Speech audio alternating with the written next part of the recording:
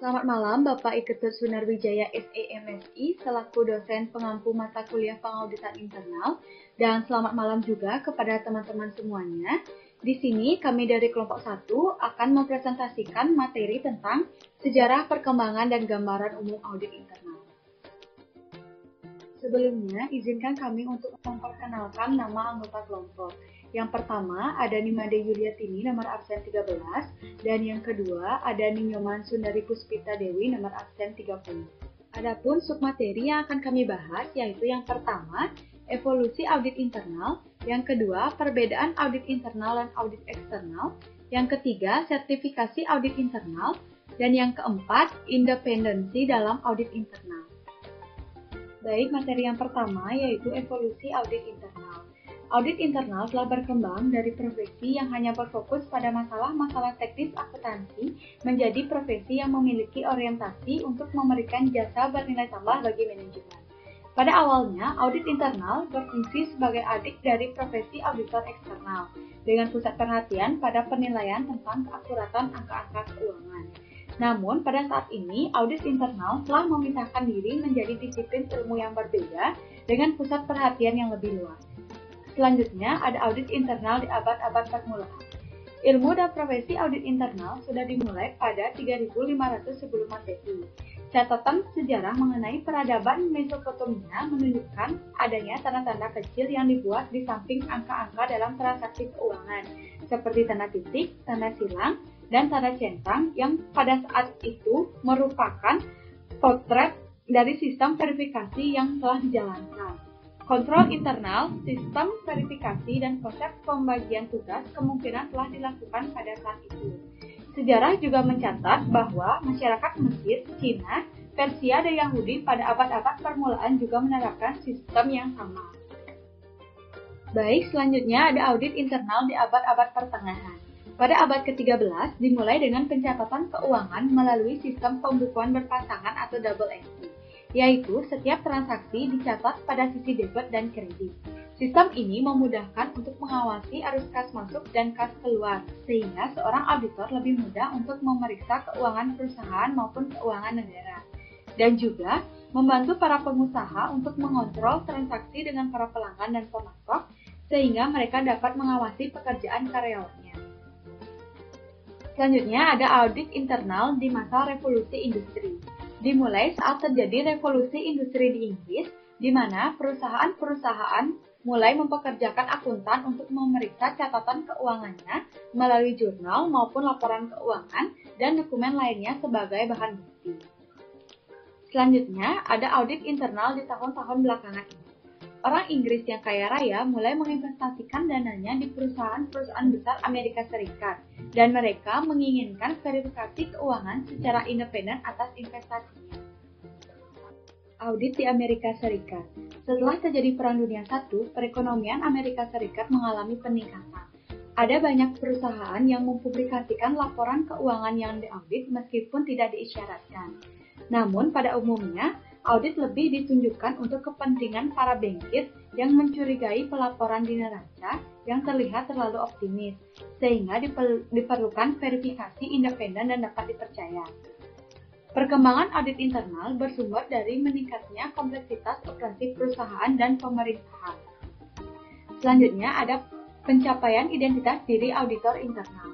Dalam beberapa tahun, auditor eksternal terus memberikan pengaruh terhadap perkembangan audit internal. Audit internal modern mulai muncul pada tahun 1941 ketika Ikatan Auditor Internal Institute of Internal Auditors atau IIA dibentuk. Sejak saat itu, para auditor internal memperluas ruang lingkup audit untuk menilai semua aspek yang berkaitan dengan operasional perusahaan. Sejak itu juga, profesi auditor internal menjadi setara dengan auditor eksternal. Baik, materi yang kedua yaitu perbedaan audit internal dan audit eksternal. Audit internal merupakan proses audit atau pemeriksaan yang dilakukan oleh divisi internal perusahaan atau bagian internal audit perusahaan, baik terhadap laporan keuangan, catatan akuntansi perusahaan, ataupun ketaatan terhadap kebijakan perusahaan yang telah ditentukan. Sedangkan audit eksternal adalah pemeriksaan yang dilakukan oleh pihak luar yang independen atau akuntan publik. Adapun perbedaan audit internal dan audit eksternal yaitu yang pertama, audit internal dilakukan oleh auditor internal yang merupakan bagian dari organisasi atau biasanya berstatus sebagai karyawan perusahaan. Sedangkan audit eksternal dilakukan oleh auditor eksternal yang merupakan orang yang independen di luar perusahaan seperti akuntan publik. Yang kedua, tujuan dari audit internal yaitu untuk melakukan penilaian secara independen atas aktivitas operasional perusahaan dengan mengukur dan mengevaluasi efektivitas kinerja perusahaan. Sedangkan tujuan dari audit eksternal adalah untuk menghasilkan sertifikasi atas laporan keuangan yang dijalankan oleh suatu perusahaan atau memberi pendapat mengenai kewajaran laporan keuangan organisasi. Yang ketiga, audit internal melayani kebutuhan organisasi atau internal perusahaan. Sedangkan audit eksternal melayani pihak ketiga yang memerlukan informasi keuangan yang dapat diandalkan, seperti para pemegang saham ataupun calon investor.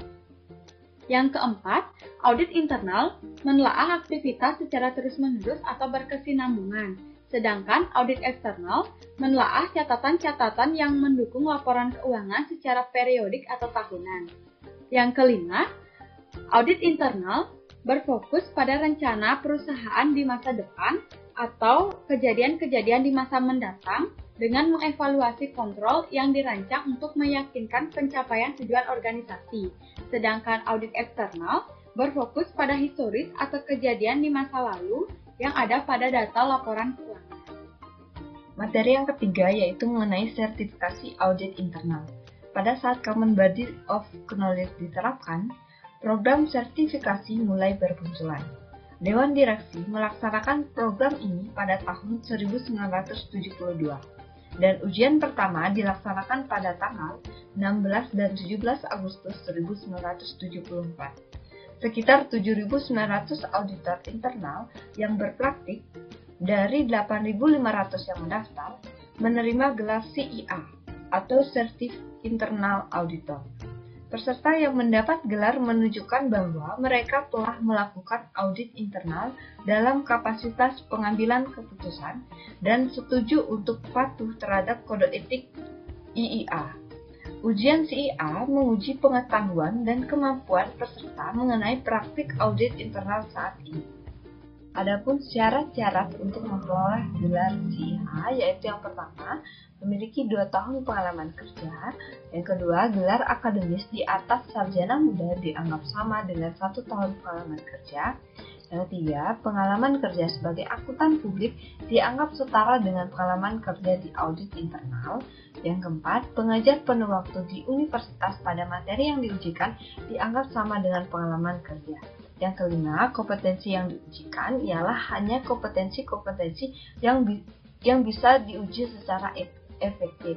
Kemudian yang keenam, bentuk pertanyaan. Meskipun pertanyaan esai termasuk dalam ujian awal, tetapi saat ini keempat bagian pertanyaan berisikan pertanyaan-pertanyaan pilihan ganda yang lebih objektif.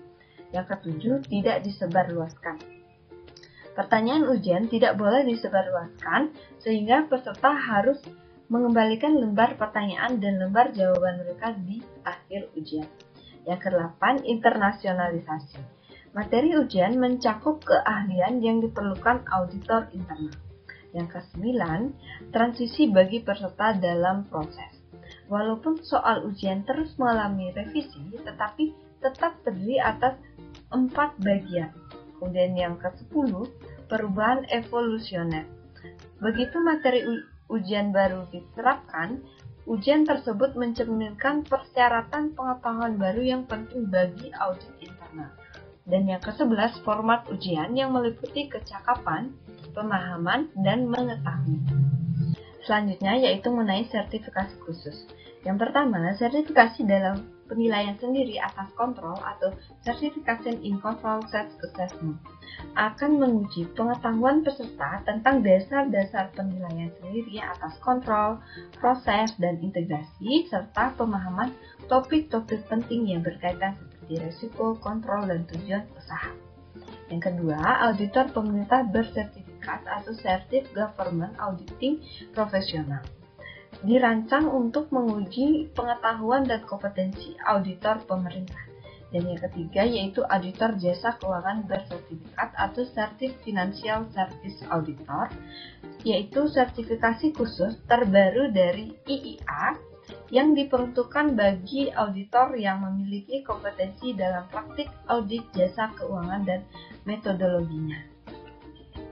Materi yang keempat yaitu mengenai independensi dalam audit internal. Auditor internal yang profesional harus memiliki independensi untuk memenuhi kewajiban profesionalnya, memberikan opini yang objektif, tidak bias dan tidak dibatasi, dan melaporkan masalah apa adanya, bukan melaporkan sesuai keinginan eksekutif atau lembaga.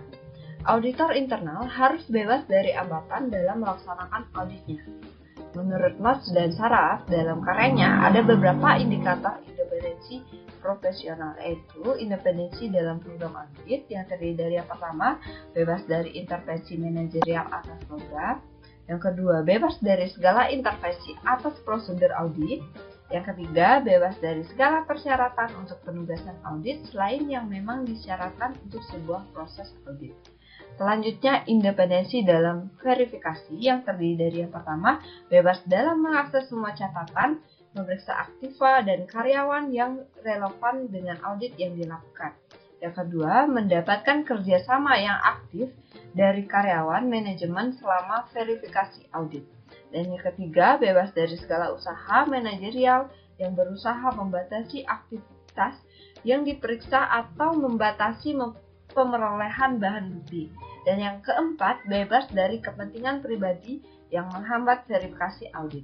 Selanjutnya yaitu independensi dalam pelaporan, yang terdiri dari yang pertama, bebas dari perasaan wajib memodifikasi dampak atau signifikasi dari fakta-fakta yang dilaporkan. Kemudian yang kedua, bebas dari tekanan untuk tidak melaporkan hal-hal yang signifikan dalam laporan audit. Kemudian yang ketiga, menghindari penggunaan kata-kata yang menyesatkan baik secara sengaja maupun tidak sengaja dalam melaporkan fakta, opini, dan rekomendasi dalam interpretasi auditor.